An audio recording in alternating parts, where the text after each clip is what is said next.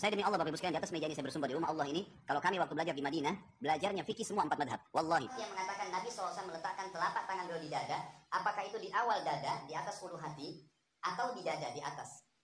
Belajar fikih 4 mazhab, bersumpah-sumpah, hukumnya begini, begini, begini. Tapi sholatnya tidak sesuai dengan imam 4 mazhab. Katanya salafi, tapi ternyata sholatnya tidak sama dengan sholatnya ulama salaf.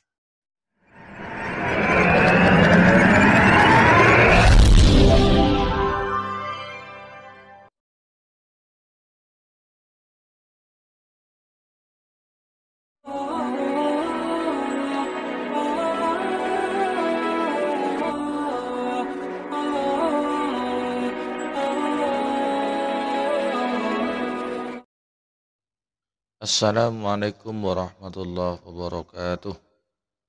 Bismillahirrahmanirrahim. Alhamdulillahirabbil alamin. Nahmaduhu wa nasta'inuhu wa nastaghfiruh. Wa na'udzu billahi min syururi anfusina wa min sayyiati a'malina. May yahdihillahu fala mudilla lahu wa may yudlilhu fala hadiyalah. Assalatu wassalamu ala Rasulillahi Muhammad ibn Abdillah wa ala alihi wa sahbihi wa man tabi'ahu wa ba'dah. Pemirsa TV yang dirahmati oleh Allah, di kesempatan kali ini kita jumpa lagi di channel YouTube kami TSTV 414. Mudah-mudahan kita pemirsa sekalian, Bapak Ibu, saudara kaum muslim muslimat khususnya dalam keadaan sehat walafiat, mudah-mudahan senantiasa mendapatkan lindungan dan rahmat dari Allah, mendapatkan taufik dan hidayahnya, dilancarkan rezekinya, dimudahkan segala urusannya, dan mudah-mudahan kita menjadi orang yang husnul khotimah, selamat di dunia wal akhirah. Amin ya rabbal alamin. Bagi para pemirsa yang baru bergabung, baru menemukan channel kami, jangan lupa ditekan tombol subscribe-nya, nyalakan tanda loncengnya, juga tanda like dipencet ya, tanda jempolnya dipencet, kemudian beri komentar video ini. Pemirsa TV yang dirahmati oleh Allah, di antara kesunahan sholat itu adalah ada meletakkan kedua tangan ya. Di sini ada beberapa versi. Itu menurut ulama 4 mazhab. Menurut ulama 4 mazhab, cara meletakkan tangan itu gimana saja. Karena ini ada dari Ustadz Salafi katanya. Ustadz yang mengikuti ulama salaf. Yang meletakkan setelah takbiratul ihram letakkan tangannya begini. Nah, seperti ini. Mengaku ulama salaf tapi cara sholatnya tidak sama dengan ulama salaf. Nah, ini mengakunya demi Allah saya belajar di Mekah, belajar fikih 4 mazhab. Tapi cara sholatnya tidak sama dengan sholatnya imam 4 mazhab. Mari kita simak videonya. Saya demi Allah Bapak Ibu sekalian, di atas meja ini saya bersumber di rumah Allah ini, kalau kami waktu belajar di Madinah, belajarnya fikih semua 4 madhab. Wallahi teman-teman sekalian. Kita selalu belajar hukum ini, misalnya Imam Syafi'i berpendapat begini, dalilnya ini. Imam Ahmad berpendapat begini, dalilnya ini. Imam Malik berkata gini, dalilnya ini. Imam Abu Hanifah berkata ini, dalilnya. Semua fikih kita pelajari. Ini pemirsa, ini mengaku belajar fikih 4 mazhab di Mekah dan di Madinah. Kita cek apakah betul kata-katanya ya. Dia sholatnya kayak gini nih. Yang mengatakan Nabi SAW meletakkan telapak tangan beliau di dada, apakah itu di awal dada, di atas ulu hati, atau di dada, di atas. Jadi ini dua-dua ulama membenarkannya. Jadi boleh kita Allahu Akbar di sini, atau Allahu Akbar di atas, di dada. Para pemirsa TV yang dirahmati oleh Allah, belajar fikih 4 mazhab, bersumpah-sumpah, hukumnya begini, begini, begini. Tapi sholatnya tidak sesuai dengan imam 4 mazhab. Katanya salafi. Tapi ternyata sholatnya tidak sama dengan sholatnya ulama salaf. Ya, salaf yang mana yang diikuti? Khalid, ya Allah Rabbi. Kok ada sholat begini? Tak gini aja. Nah, cara takbiratul ihramnya pun salah gini.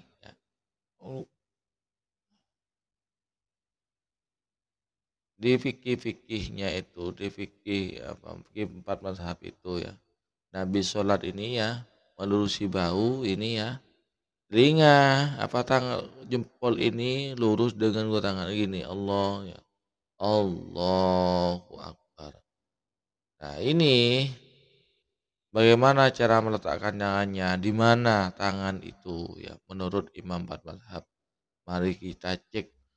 Ini terkait dengan tangan itu di mana diletakkan setelah takbiratul ihram ya. Imam Abu Isa At-Tirmizi itu halaman 279 menjelaskan wara'a ba'duhum ayyada'ahuma fawqa surati. Nah, sebagian dari mereka melihat Nabi meletakkan kedua tangannya di atas pusar. Wara'a ba'duhum, dan sebagian lagi melihat ayyada'ahuma tahta surati. Melihat Nabi meletakkan kedua tangannya di bawah pusar. Tadi itu di atas pusar, sekarang di bawah pusar. Wa kullu dzalika wasi'un indahum, dan hal itu luas. Kemudian ini hadis dari Imam Ahmad bin Hambal yang terkenal dengan Imam Hambali. Hadis 200 halaman 241. Wa anhu Abu Talib wa nahu Talib sa'altu Ahmada aina yada'u yadahu idza kana sholiyah. Dan dari siapa ini?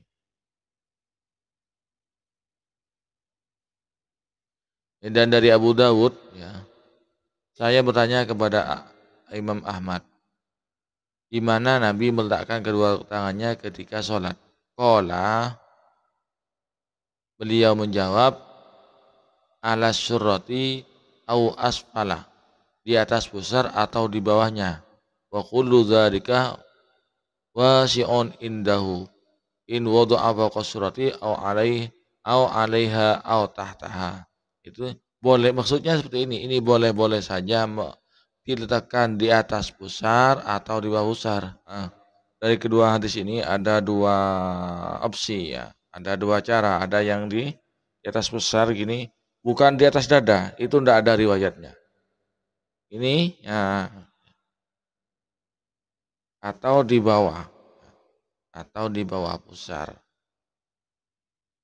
Kita lanjut. Menurut Imam empat mazhab ya, satu pertama pendapatnya Imam Malik ya. Ibnu Abdul Bar itu hadis ke 463 ya. Itu dalam kitab At-Tamhid. Pendapat juga dipilih oleh Hasan Al-Basri, An-Nakhai, Al-Lais bin Sa'ad, Ibnu Juraij, Imam Al-Baihaqi, Imam Al-Bakir An-Nasyiriyah, Imam An-Nawawi, itu 676 halaman 676 syarah Sahih Muslim. Nah, jadi menurut pendapat Imam Maliki itu bersedekap, tidak bersedekap artinya setelah takbiratul ihram itu tangan dilepaskan. Ini tidak bersedekap menurut Imam Maliki, jadi dilepaskan begitu saja tapi tidak bergerak. Kalau mazhabnya Imam Malik, setelah takbiratul ihram tangan dibiarkan begitu saja ke bawah, tidak bersedekap.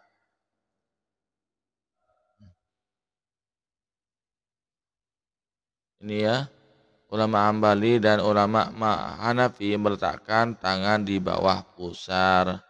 Itu Anauddin Al-Mardawi Al-Hambali ini ya. Menurut Imam Hambali dan Imam Hanafi, meletakkan tangan setelah takbiratul ihram itu bersedekap. Wa amma mahallul wad'i fama tahta surrati fi haqqir rajuli. Itu untuk laki-laki itu tangannya ditaruh di bawah pusar. Wasodri fi haqqil mar'ati, dan di dada, letakkan di dada yaitu bagi perempuan. Summa yada'u yadal yumna ala ku'ihil yusra wa yaj'alahu tahta surrati. Ini yang Imam Hanafi. Kemudian kalau Imam Syafi'i kita tahu sendiri karena kebanyakan di Indonesia itu Imam Syafi'i wa yarfa'u yadayhi idza kabbara hadwa mankibaihi. Ya tadi itu wa ya'khudhu ahul yisar bikafil yumna wa yaj'alahu tahta sadrihi. Jadi jelas ya pemirsa bahwa meletakkan tangan di setelah takbiratul ihram itu menurut Imam Malik itu tangannya tidak berdekap langsung berlepas begitu saja. Menurut Imam Hanafi dan Imam Hambali itu kalau laki-laki di bawah pusar dan begini tangannya di bawah pusar untuk itu di atas dada begini, bukan begini. Itu sholatnya siapa itu yang ditiru oleh Khalid Basalamah ini? Bukan begini, itu di atas ini. Kalau perempuan menurut Imam Hanafi dan Imam Hambali. Menurut Imam Syafi'i ya itu di bawah di bawah dada, kemudian di atas pusar, ya, tengah-tengah. Enak kalau pakai sarung ya. Jadi gini. Ada yang berpendapat agak miring ke kiri karena untuk hati biar lebih husuk ditekan sedikit. Itu. Kira-kira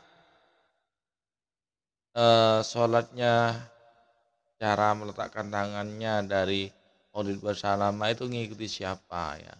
Katanya belajar fikih 4 mazhab. Kok sholatnya seperti itu? Itu sholatnya Yahudi bro ya. Sholat Islam, orang Islam kok seperti Yahudi ya. Coba kira-kira bohong apa enggak Khalid Basalamah ini? Pemirsa lah sendiri. Ya Allah Rabbi. Ya ini ya apa namanya, saya nggak bisa mengatakan dia berbohong atau tidak ya. Lucu. Yuk kita ulangi lagi videonya. Lafaz yang mengatakan Nabi SAW meletakkan telapak tangan beliau di dada, apakah itu di awal dada, di atas ulu hati, atau di dada, di atas. Jadi ini dua-dua ulama membenarkannya. Jadi boleh kita bukan, enggak. Bukan itu maksudnya. Ulama yang mana? Imam 4 mazhab, itu saya ulangi lagi ya. Imam Maliki itu setelah takbiratul ihram tangannya dilepaskan begini pemirsa. Kemudian menurut Imam Hambali ya, karena sama punya dasarnya hadis semua. Itu melihat Nabi meletakkan tangannya di bawah pusarnya ya. Bukan seperti ini ya. Di bawah, kalau Imam Hanafi dan Imam Hambali itu tangannya untuk laki-laki di bawah pusar. Tuh, kalau perempuan di atas dada. Tapi bukan seperti ini, kayak orang dingin di atas dada itu bukan pas di atas dekat dengan tenggorokan. Gimana? Jangan belajar fikih Pak Mazhab. Dalam belit macoy ngeracoy cacar ya. Nah ini seperti ini ya pemirsa. Ini kan merusak sholatnya orang Islam. Kita dalam sholat itu mengikuti fikih 4 mazhab karena ulama 4 mazhab itu sudah lebih memahami. Beliau yang lebih banyak hafal hadis dan mengerti tentang hadis. Bukan hanya 100-200 hadis tapi ratusan ribu hadis. Bahkan Imam Ahmad bin Hambal itu hafal 600.000 hadis. Tidak bermazhab sama siapa, sama Wahabi yang hafalan hadisnya terbatas. Hafal 2 itu pun di laptop. Jadi untuk laki-laki di bawah pusar, kemudian untuk perempuan itu di dada. Di atas dada itu bukannya di atasnya dada begini, artinya itu di tengah. Ala, bukan ala itu dekat dengan leher itu. Kemudian untuk Imam Syafi'i itu di bawah dada, di atas pusar. Sedang tengah-tengah. Bukan seperti ini tuh. Anjaan belajar bikin bab mazhab tapi ben serobon tak tahu dia dia. Ya. Dalam mabanlit yang ngelanyar ngari caranya bejang. Nabi bersabda, "Shallu kama ra'aitumuni usolli." Yang tahu sholatnya Nabi kan sahabat. Kemudian sahabat punya murid, kemudian mempunyai murid tabi'in. Nah, dari situlah jalur kita mendapatkan ilmu. Para pemirsa, seperti itulah penjelasan kami tentang meletakkan tangan setelah takbiratul ihram. Sudah dimengerti, mudah-mudahan apa yang saya sampaikan ini bermanfaat bagi kita bersama, dan ayo kita ikuti ajaran yang benar, yang lurus, yang sesuai dengan Al-Quran dan Sunnah, yaitu ajaran Ahlus Sunnah wal Jamaah. Kalau di kita itu NU. Jadi NU itu luwes, sudah ndak usah bingung-bingung lagi ya. Ndak usah cari-cari dalil sendiri. Orang ulama NU sudah pandai cari dalil. Minta dalil sana Kiai NU. Itulah. Ndak usah cari sendiri. Kalau cari sendiri kayak itu ya, kayak barusan itu Khalid Basalamah itu sudah. Nah, bui jeung cara kelacir toroen jeung Khalid Basalamah aja. Tak selput jeung. Dari saya, assalamualaikum warahmatullahi wabarakatuh.